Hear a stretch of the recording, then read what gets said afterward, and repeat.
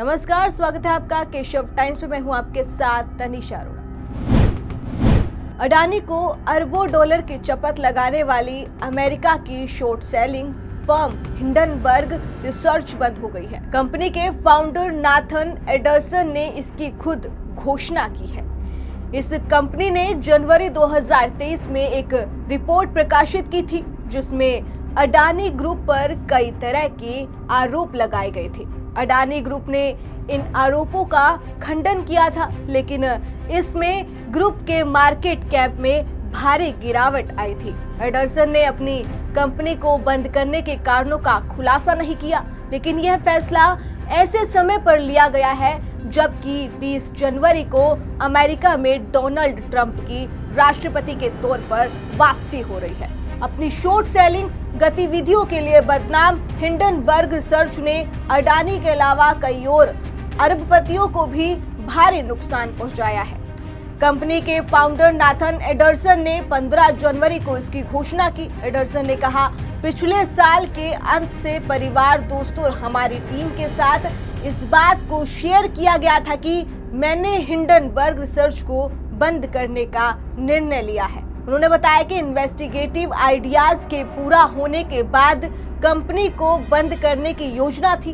Firm ने हाल ही में Ponzi scheme से संबंधित अपनी अंतिम परियोजनाओं को पूरा कर लिया। इसके बाद कंपनी की रिसर्च एक्टिविटीज खत्म हो गई है। भारत में हिंडनबर्ग रिसर्च का नाम जनवरी 2023 में उस समय सुर्खियों में आया था जब उसने भारत के तीसरे सबसे बड़े औद्योगिक घराने यानी कि अडानी ग्रुप के बारे में एक रिपोर्ट पेश की थी। इसमें ग्रुप पर शेयरों की कीमत के साथ छेड़छाड़ सहित कई आरोप लगाए गए थे।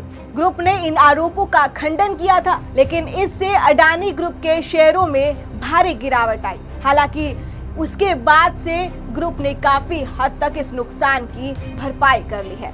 हिंडनबर्ग रिसर्च को बंद करने की एंडरसन की घोषणा चौंकाने वाली है। हाल ही में अमेरिका सदन के हाउस जुडिशरी कमेटी के एक सदस्य और रिपब्लिकन सांसद ने न्याय विभाग से अडानी और उनकी कंपनियों से जुड़ी जांच से जुड़े सभी दस्तावेजों और कम्युनिकेशंस को संरक्षित करने का अनुरोध किया। एंडरसन ने हिंडनबर्ग रिसर्च को बंद करने का कोई एक कारण नहीं बताया, लेकिन यह फैसला ऐसे समय पर हुआ जब कुछ ही दिनों में डोनाल्ड ट्रंप की व्हाइट हाउस में वापसी होने वाली है।